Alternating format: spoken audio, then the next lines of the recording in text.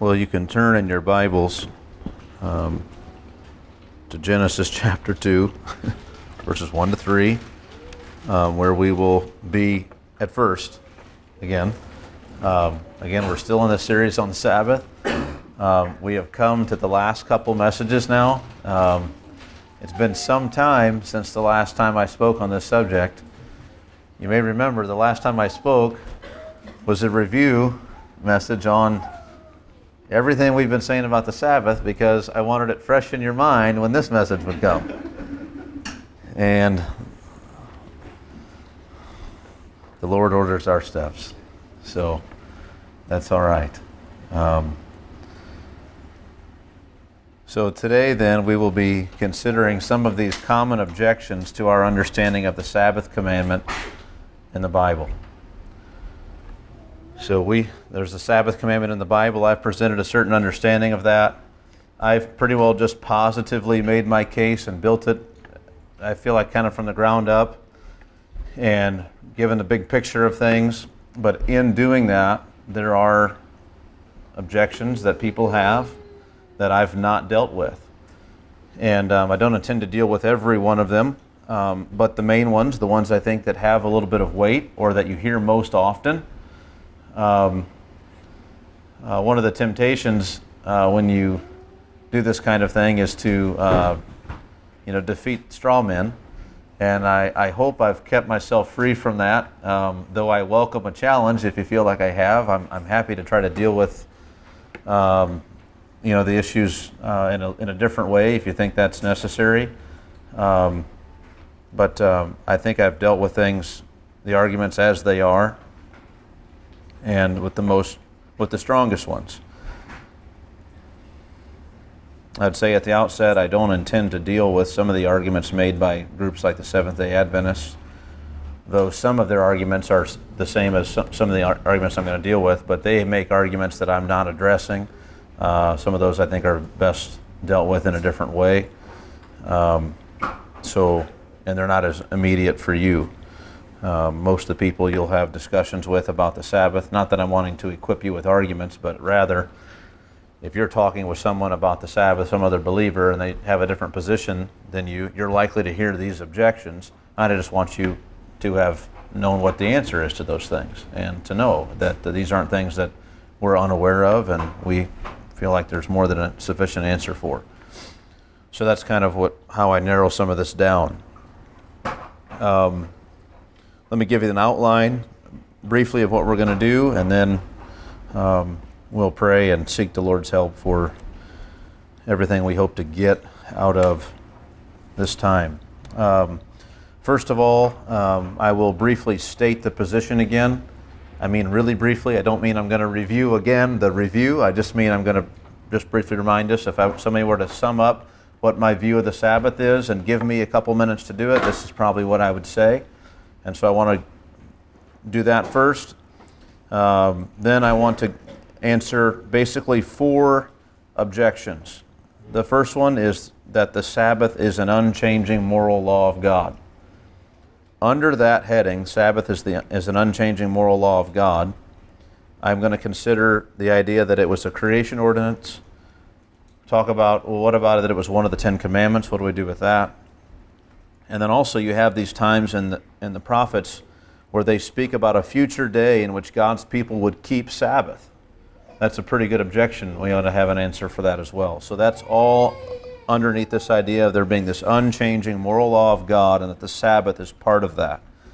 Objection 2, people will say Jesus must have kept the Sabbath because he was born under the law. So what do you do with that? Objection 3, Jesus says the Sabbath was made for man, so why wouldn't we keep it? And then objection 4 is from that Hebrews text, there remains a Sabbath rest. There remains a Sabbath rest, they say. And so they'll say, well, that means we should be keeping the Sabbath commandment. So those are the 4 objections. The first one is admittedly longer than the others, but I think you generally hear those objections. And so that's what we'll do. So why don't we pray then and ask for the Lord's help especially for what we're doing now.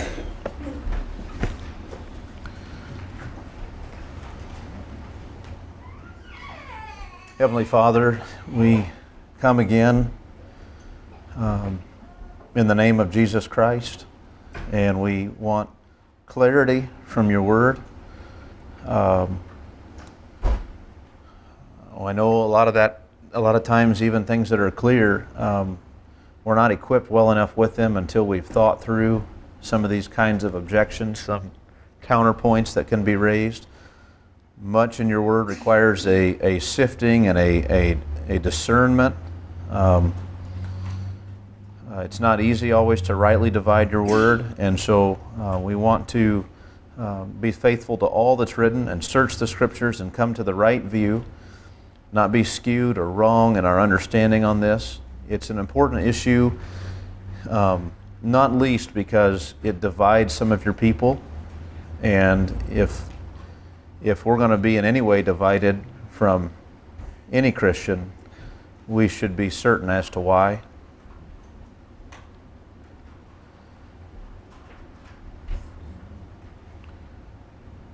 We thank you most of all for bringing us into true Sabbath rest. Whatever our position is on this matter, that's agreed. And we thank you for that. And praise you for it and bless you for it. And just ask again for greater clarity from your word here today. In Christ's name we pray. Amen. Well, okay, a statement of our position. The position has been that the first seventh-day rest of God was just that. It was God's rest.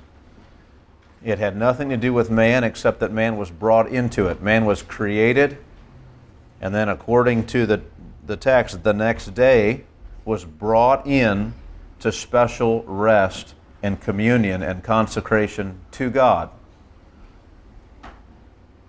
The first seventh-day rest was a rest of God's satisfaction, God's joy, God's fellowship fellowship existed between God and man, and there was a special consecration and orientation of everything God had made unto Himself.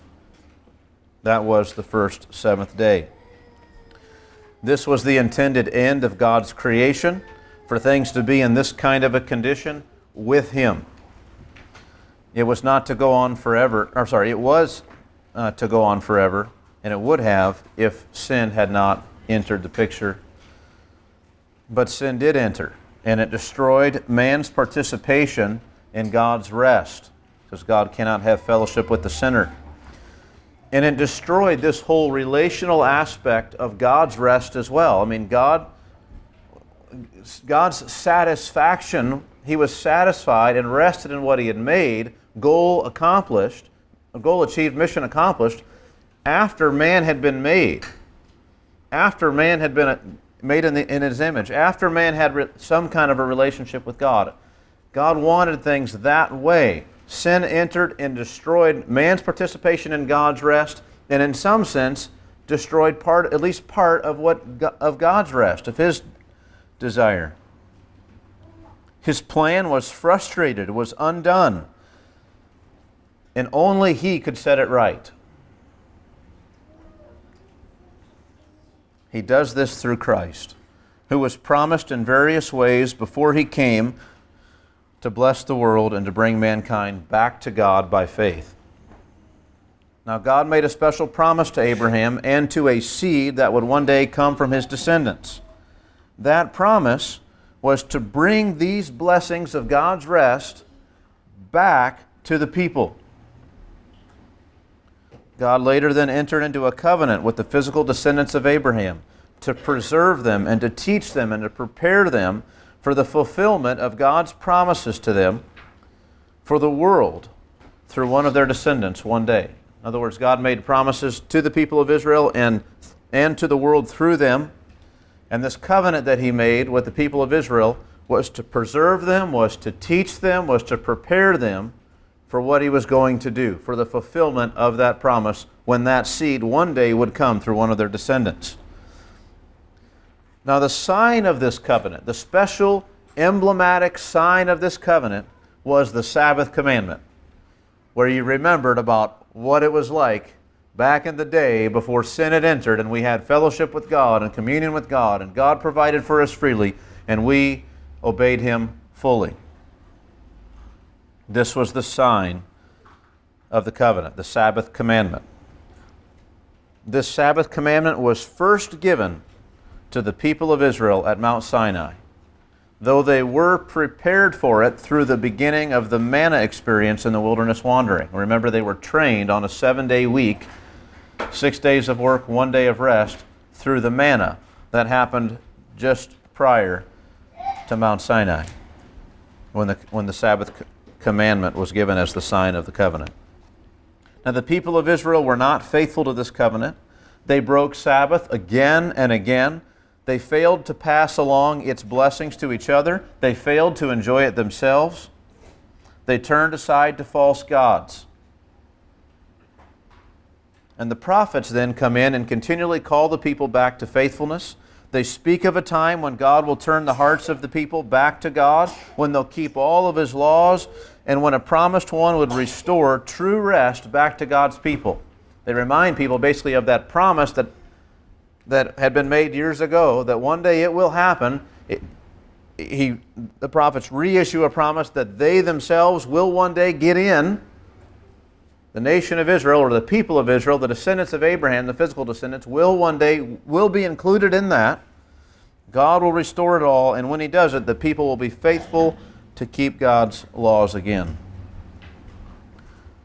Fast forward a ways, Christ comes as the fulfillment of all these promises and all these shadowy institutions. Once Christ comes and brings this blessing with Him, then the shadowy laws and institutions that were part of the covenant with Israel are done away. They're no longer binding on God's people. The blessing of Sabbath is finally brought back to the world through Christ in fullness. The Sabbath commandment of Israel, between God and Israel, did bring some of those blessings, but it brought it in dim measure. You might say in shadowy form. It did bring people back into some of these kinds of blessings that existed in Eden, but just small measures. Now Christ comes and brings these blessings in fullness. Sin is finally removed out of the picture. True fellowship with God is enabled. We finally come back into the rest of God. And that leaves us in this position as believers then, where we ask, what do we do with this Sabbath commandment? And some believers have felt a special benefit from obeying, or from at least embracing, some of the commandments given to Israel regarding the Sabbath. They don't keep them all generally, but at least some of them, they said, this has been a real benefit to me, and they are free to do so. And you and I can see, even if we don't keep these things ourselves, can see that there is, in some respects, a real benefit to some of this. I mean, if you're able to have 1 day a week where you say, I'm not going to do anything other than just give myself to thoughts of God and drawing near to God and to prayer and those things, great. That's wonderful. You might not be able to do that. You might instead need to take portions of time, day by day, where you give yourself to the things of God. And so it is. And this is the New Testament position. There's nothing wrong with keeping it. You can keep it unto the Lord. There's nothing wrong with not keeping it. You live your days unto the Lord. And this is the New Testament position. This is what we put forward. And that's the gist of it. Now, there's a lot of moving parts in all of that, and we covered those in weeks and weeks and weeks ahead, or behind us now, but ahead of time. So now, let's look at these objections. Objection 1. You're wrong, right? The Sabbath is rather an unchanging moral law of God. You hear that all the time. And the first question I might have for those who say that and keep it on Sunday is, wait a minute, did it change? Right? Now that's pretty tongue-in-cheek because they have an answer for that, but if it's the unchanging moral law of God, then how does it change? You think of, well, anyway, they're saying it's this unchanging moral law of God. Now, the first text they would turn to in this, the first point they would make is that it began at creation. They turn to Genesis chapter 2, verses 1 to 3, the same text that we had spent a lot of time looking at. Let me just read it again. Thus the heavens and the earth were finished, and all the host of them. And on the seventh day God finished his work that he had done, and he rested on the seventh day from all his work that he had done. So God blessed the seventh day and made it holy, because on it God rested from all his work that he had done in creation. And so the idea goes, we see right here, this seventh day was set apart by God, was consecrated by God, the seventh day itself. And so we should keep the seventh day as well. And it's just assumed that man went on and kept the 6 days of work, 1 day of rest pattern. And it is an assumption. Now, they'll tell you this much, but they think it's a safe assumption, but it's an assumption. And I'll just start out with that. There's nothing here in the text that is commanded of mankind. We're simply told that this is what God did. God rested. Now, later on, God does give a Sabbath commandment. And when he does, one of the reasons for it is he wants his people to pattern themselves after his own creation week. And so the argument goes, well, see, that's God's desire for mankind. He wants man to pattern themselves after him. Now, we went and we taught, when I taught through this, I gave other reasons why God would desire them to pattern their work week after his work week.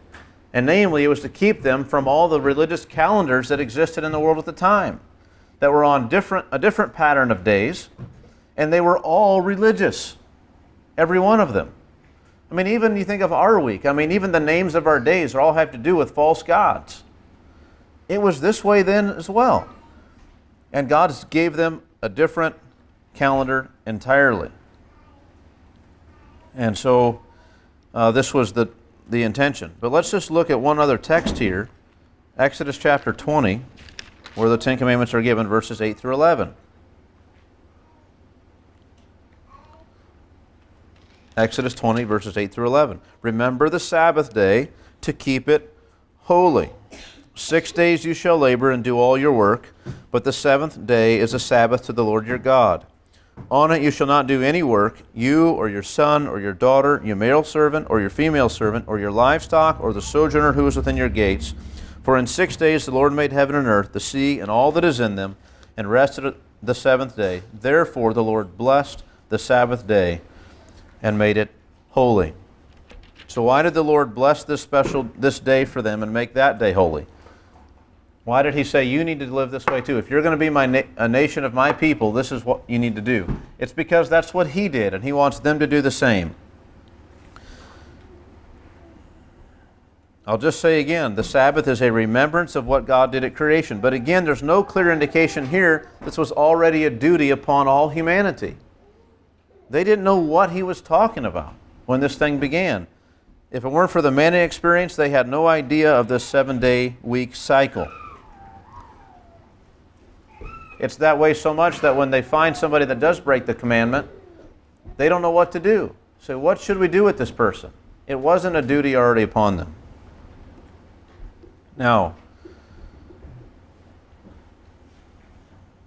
the other thing to say on this, that it was not a duty upon all humanity,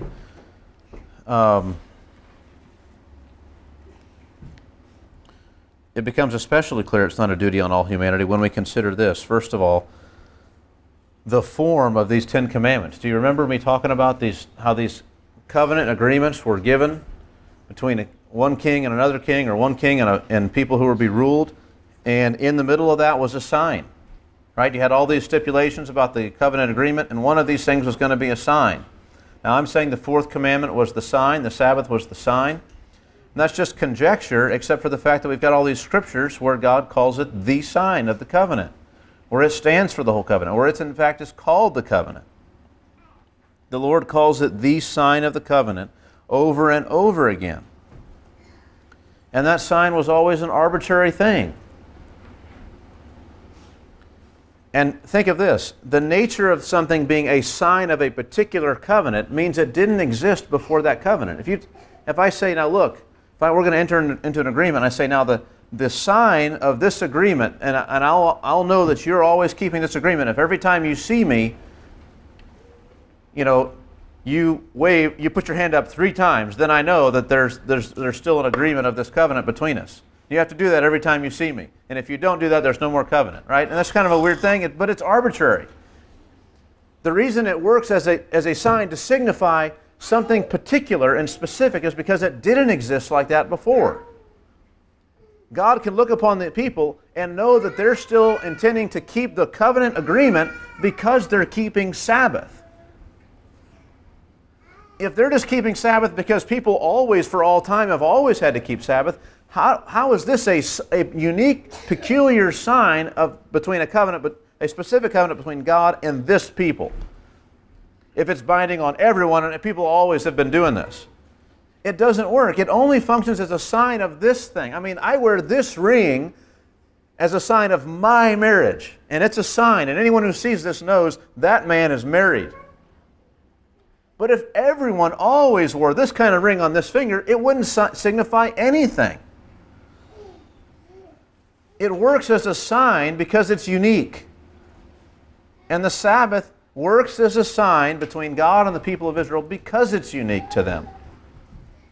That's the nature of a sign. Now, some of the other arguments they'll make here, Exodus 20, verse 8, remember the Sabbath day. They'll say, how could they remember a commandment that wasn't yet given? Instead, he would say, learn about the Sabbath day. Well, my argument for that is, first of all, many, many times commands are given to people, and when they're given with the word remember. I do this to my children all the time. Jonas, listen to me. Listen, I want to tell you something, and you need to remember this. This is the rule. And I'm telling him to remember it. From now, I'm telling you now, and I want you to remember from now on. Remember this. I'm telling you now, don't forget. This is the way you give commandments to people that way all the time. Moreover, they can remember it because they've been keeping it now for a little while. Not the full thing, but they've been keeping it partially through their experience with the manna. So there is actually, if you want to say that they have to remember something in their experience, it's the manna and the cycle of the week that they learned through that. But I don't think you have to say they were remembering anything. They're remembering what he tells them now. They're to go on living in remembrance of this commandment. Now, one other thing I want to say at the outset here, and it's a little bit crass, I think, to talk about it this way, but I want to do it because I think it's necessary, is a lot of people who will vie for and put forward in a position that we should be keeping the Sabbath. They don't do what's written here, right? They don't keep it. It's really incredible. On it you shall not do any work, you or your son or your daughter or your male servant or your female servant or your livestock or the sojourner who is within your gates. It doesn't matter. I mean, you got a servant, you don't make them do any work. You have a sojourner within your gate, you say, well, they're not part of this covenant. They're modern times, and I say, well, they're an unbeliever. They don't follow God at all. Just you don't make them do any work either. And most believers who I know who practice the Sabbath give no thought to the work that they require other people to do to keep them from working. And the way the Sabbath was is you kept it by making extra preparations the day before so you wouldn't have to do any work later. Not by hiring other people to do the work for you. And this is a big thing. It was important to God that when they kept Sabbath, they also provided Sabbath for other people. That they didn't enjoy their Sabbath rest on the backs of others. That's not what God's like. And so what happens a lot of times is us on the other side of this debate, we kind of just dismiss them as hypocrites. Well, I just want to say, just because they're not consistent doesn't mean, and just because they don't follow what they're saying, doesn't mean they don't have any point. I can't dismiss their argument biblically just because they don't practice it consistently. And I just want that to be clear, that that's not we don't want to make an argument that says, well, you're not doing it. That's a point sometimes to bring up, sometimes, with some people. But generally, we want to win the argument from the Scripture itself. And so I just want to, anyway, I just felt like I should bring that out here. Now, the other argument that's given is that, right here in the text, is that, how can the Sabbath law not be binding anymore when it's one of the 10 Commandments? Right? And so, of course, the idea there, the assumption is that the 10 Commandments are themselves the unchanging moral law of God, that they represent all of the summation of man's duty to God. You might say the only better summation is love to God and love to man. Other than that, the next best summation, usually people say, is these 10 Commandments. I mean, there's an outrage. What was it in Oklahoma where they took the 10 Commandments down just last week or the week before? They had the big monuments of the 10 Commandments, they removed them. And all these, religious people are outraged. Well, it doesn't bother me so much. I mean, I think it's a sign of our times, but it doesn't. I mean, they're the 10 Commandments. I don't know why we had the covenant document of the people of Israel out there anyway. It doesn't make sense. But that's what the 10 Commandments were. And so let's just look at some of the two texts that they would point to in terms of the permanency of these 10 Commandments. And they're both found in Deuteronomy, at least the ones I want to look at.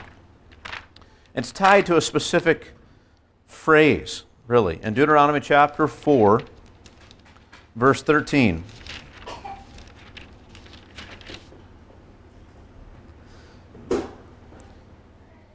Here it is. And he declared to you his covenant, which he commanded you to perform, that is, the 10 Commandments, and he wrote them on 2 tablets of stone. And then Deuteronomy chapter 9, verse 10.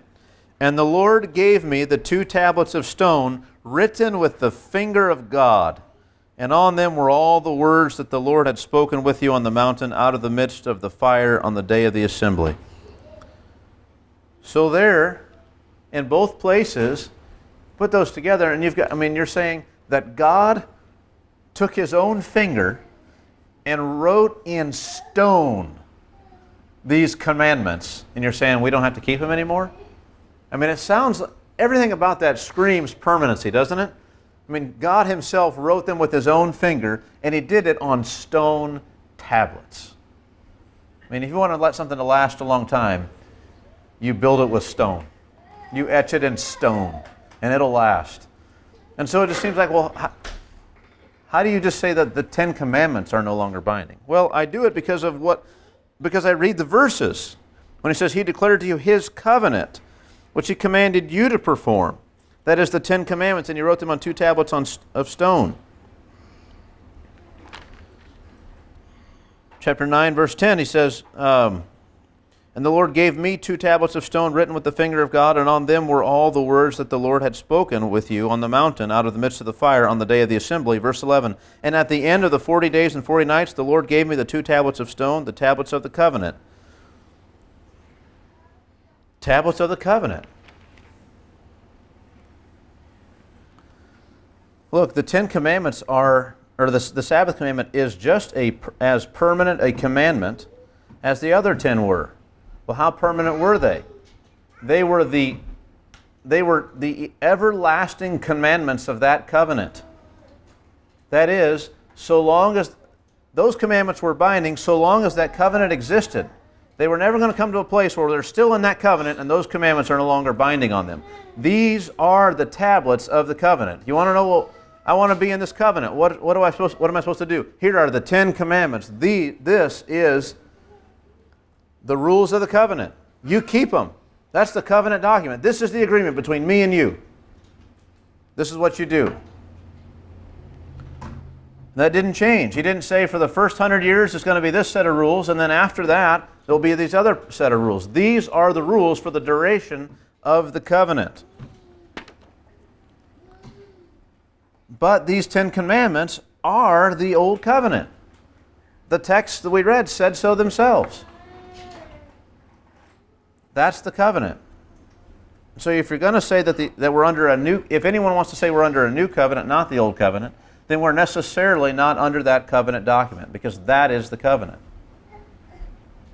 If you say we're bound to keep the 10 commandments, I would ask you, do you know that we're in the new covenant? You do know that that was the old covenant, correct?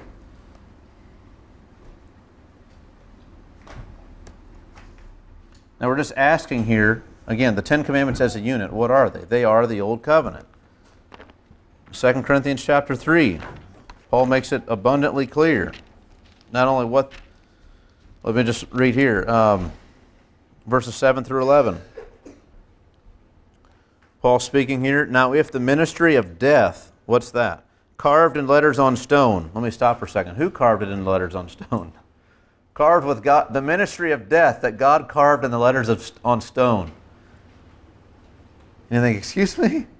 I thought that, that ought to strike the person who is making this argument a certain way. It ought to kind of deflate them a little bit. It says, yeah, oh, you mean the ministry of death that God wrote on stone tablets with his finger? Is that what you mean? Yeah. He said, it came with such glory that the Israelites could not gaze at Moses' face because of its glory. And it did, but which was being brought to an end. It says, if that happened, it came with all that glory, will not the ministry of the Spirit have even more glory?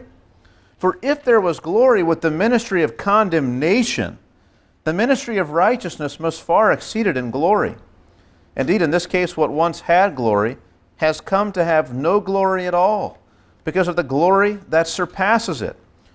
For if what was being brought to an end came with glory, much more will what is permanent have glory. Now think of this. He's saying, what was being brought to an end?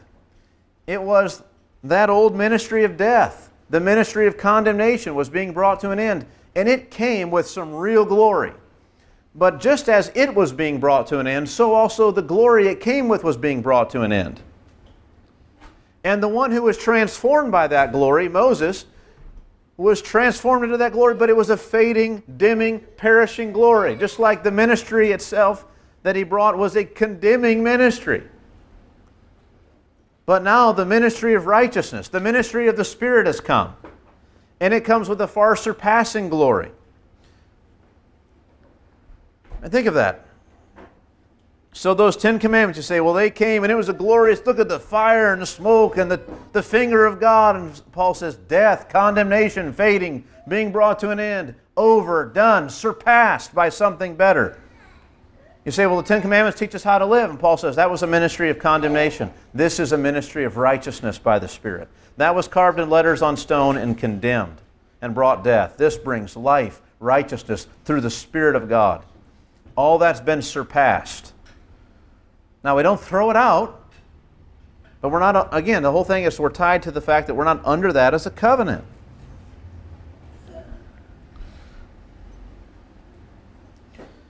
Now, this is interesting. Turn with me to Exodus chapter 31. This will be our last text on this point. Exodus 31.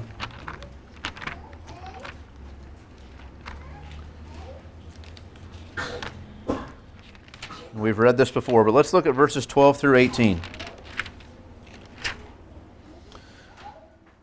And the Lord said to Moses, you are to speak to the people of Israel and say, above all you shall keep my Sabbaths, for this is a sign between me and you throughout your generations, that you may know that I, the Lord, sanctify you, or have set you apart. You shall keep the Sabbath, because it is holy for you. Everyone who profanes it shall be put to death. Whoever does any work on it, that soul shall be cut off from among his people. 6 days shall work be done, but the seventh day is a Sabbath of solemn rest, holy to the Lord. Whoever does any work on the Sabbath day shall be put to death. Therefore the people of Israel shall keep the Sabbath, observing the Sabbath throughout their generations as a covenant forever. It is a sign forever between me and the people of Israel, that in 6 days the Lord made heaven and earth, and on the seventh day he rested and was refreshed. And he gave to Moses, when he had finished speaking with him on Mount Sinai, the 2 tablets of the testimony, tablets of stone written with the finger of God. I mean, what could be more clear? It's an ongoing, eternal, everlasting covenant. It's perpetual. For how long? Well, throughout all of their generations. Well, but it's a commandment that applies to everyone. No, it's a sign between you and me, specifically. He says, the people of Israel. Verse 16, therefore the people of Israel shall keep the Sabbath, observing the Sabbath throughout their generations. It's so clear. But verse 13, above all you shall keep my Sabbaths. Why? Because this is a sign between me and you. And we talked about that symbol of the ring, right? For someone who's married to take their ring off, give it back to their spouse, say, I don't need this anymore. I mean, that's a repudiation of the whole marriage. And it's this way too. Above all, you keep this sign. Same way that this is the same thing that God says to the people of Israel. It's the sign. It's the wedding ring that God gave the people of Israel to wear. Specifically them. And he says, don't ever take this off so long as you still intend to be in covenant with me. Always keep it. Now, so this is an amazing thing. In one sense, the Sabbath was the most important of all the 10 Commandments. If for a Jew living under the 10 Commandments, this was the most important of the 10. None of the others were as important as this one. This one above all must be kept. Throughout the duration of the Old Covenant's time, this was the most important. But in another sense, and this is amazing, it's the least abiding of all the 10 Commandments. Because it's the only one that's given to them simply as a sign. All the others have something to do with regulating the way they lived before God and before one another. This one was just given as the sign. And so in that sense, it's the least abiding. And that its importance and its giving, its law status, is entirely attached to a temporary covenant no longer in effect. The entire point of it is to signify a temporary covenant that is now gone. So you would expect it to leave. Now, what about the other commandments? Do we do away with those too? Well, you would have a question. Well, what were the nature of those commandments? Were some of those also just arbitrary signs, or were they more to do with something else? And we find generally they had more to do with something else. Now, the way they were applied in Israel is not on a high enough level to the way Christ applies most of those things. But you see this difference. The Sabbath was this sign, just for that covenant forever. Now, what else? The prophets spoke of a future day in which God's people would keep Sabbath. Isaiah 56. Isaiah chapter 56.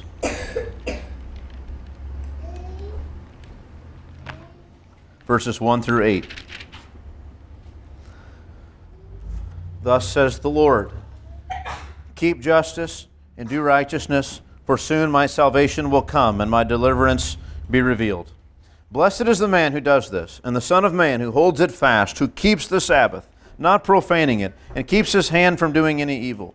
Let not the foreigner who has joined himself to the Lord say, the Lord will surely separate me from his people.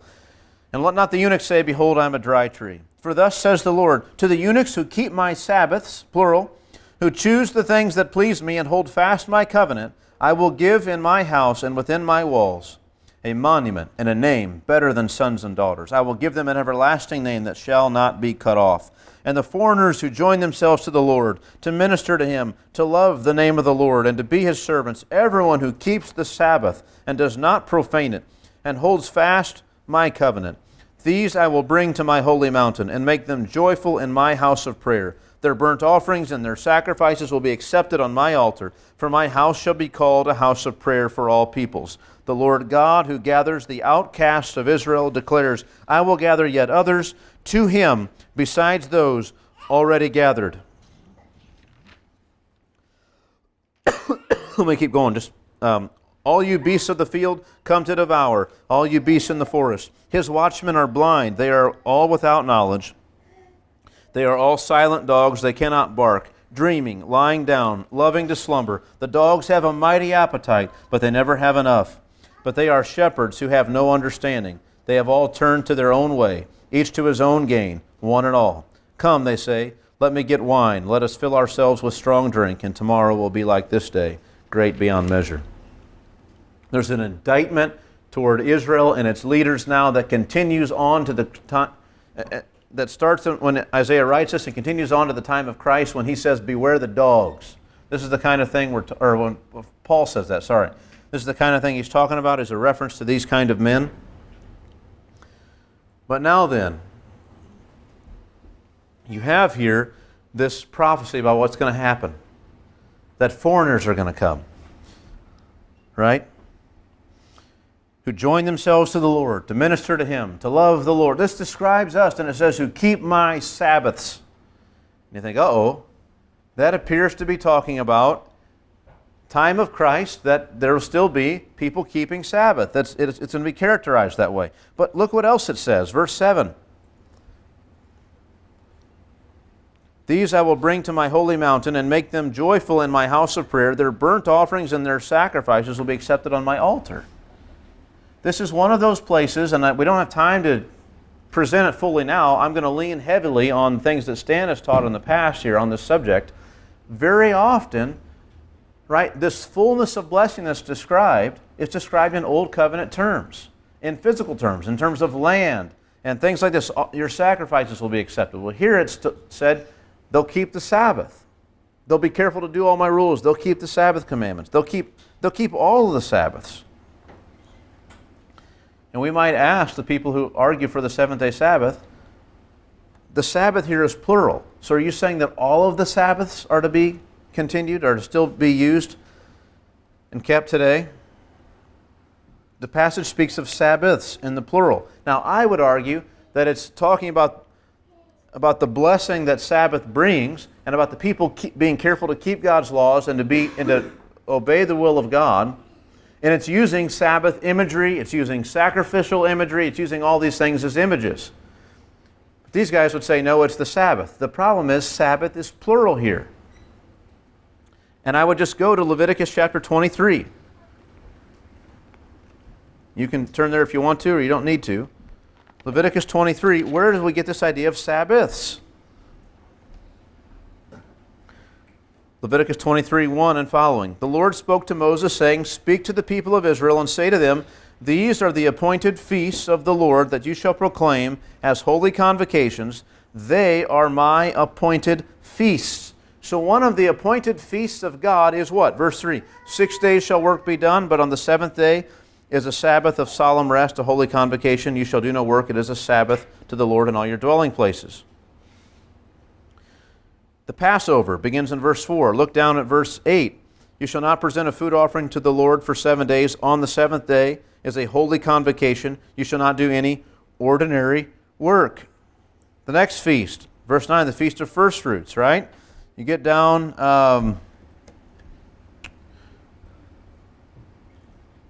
verse 11, and he shall wave the sheaf before the Lord so that you may be accepted. On the day after the Sabbath, the priest shall wave it.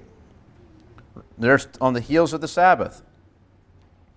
Verse 14, you shall eat neither bread nor grain, parched or fresh, until this same day, until you have brought your offering to your God. Later that same Feast of First Fruits is described as a solemn assembly in other texts. Verse 15, right, happens again. Verse 16, the Feast of Weeks. You shall count 50 days to the day after the seventh Sabbath. Then you shall present a grain offering, right? That happens.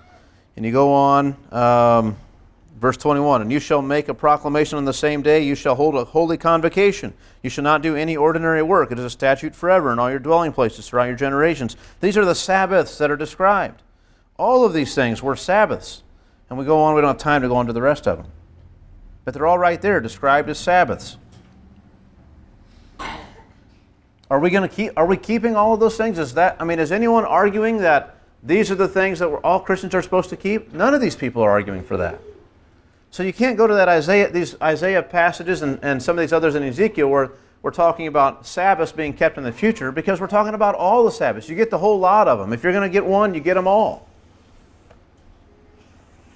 They can't say, well, those were the feasts and festivals, and those are gone. No, the seventh-day Sabbath is specifically described as a feast and a festival there in that chapter. They all go together.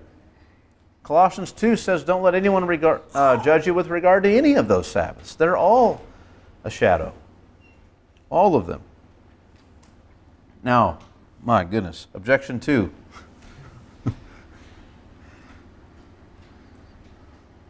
So let me just review this objection 1 here, because that may be all we do, if I've got this much left.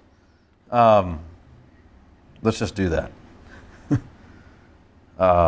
There's no way we're going to get through the rest of it unless we go 2 hours, so we're gonna just do the rest of it later.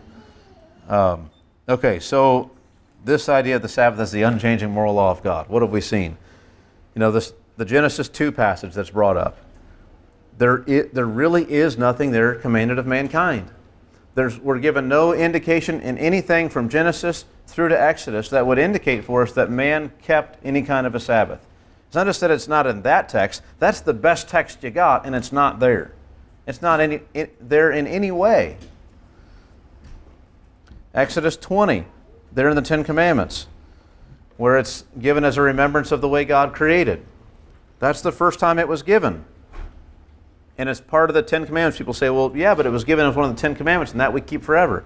Well, I'm sorry, you misunderstand what the Ten Commandments are. They're actually the covenant document of the covenant that existed between God and Israel. And specifically, the Sabbath is said by God to just be the sign of that covenant. Very important for those under the covenant, but not applicable to anyone not in that covenant, because it's the sign of that covenant. That's the way signs work. So that's huge. You can't say that it's because it's part of the Ten Commandments, it's got to last forever. The Ten Commandments don't work that way. And then as far as the prophets speaking about a future day when God's people would keep Sabbath again in faithfulness, is that it's tied in with all this imagery of living faithfully under the old covenant. It's saying you're going to be faithful again. And it describes faithfulness of the people, the faithfulness of the people, it describes in terms of the covenant they were living in. What would that look like? What would God's blessing to them look like? And what would their faithfulness to God look like as they know it? It would look like faithfulness under the old covenant. They'd be keeping the Sabbath, they'd be obeying all those rules, they'd be in the land would be flowing with milk and honey, they'd have all these things again, they'd be free from their enemies. And all the prophets paint that kind of picture. Now, many of them paint a picture like that and go way well beyond it as well. What we find when we come to the New Testament is that the blessings don't live up to that picture. It actually far surpasses it. It's more like the grander pictures that the prophets painted. It's that kind of a fulfillment. And these lesser things give way, and they're not actually fulfilled in a literal sense. You know, the people of Israel don't get some of these literal blessings that were given because they were promised to them in a symbolic way. Look, it's going to be like this. If you could just imagine it, this is what it's going to look like. And then it comes to pass, and nobody who gets that blessing says, well, I sure wish we had, the way that Isaiah said. That would have been better in that physical way. No, I mean, no Christian says, well, I sure wish that, when I sinned, I had to go buy an animal and go and travel to this temple in Israel and go slaughter it and get my sins forgiven. Really? Nobody asks for that. Nobody wants that. The blessings you have in Christ far surpass it. And it's the same way with the Sabbath. You say, well, the Sabbath was a blessing. Well, of course it's a blessing. It was a dim little blessing. Do you really, are you going to live your life for that little blessing when you've been given this tremendous blessing in Christ? It was a shadow of what was to come. So just to say that these passages in the prophets that speak about Sabbath observance in the future, it's always mixed in with this whole picture of Old Covenant life. And nobody is wanting to say that Old Covenant life is what we get now, enhanced. It's not that way. All of that stuff went away. And so to be consistent, you can't say, well, it's this Sabbath that continues and all those other Sabbaths don't.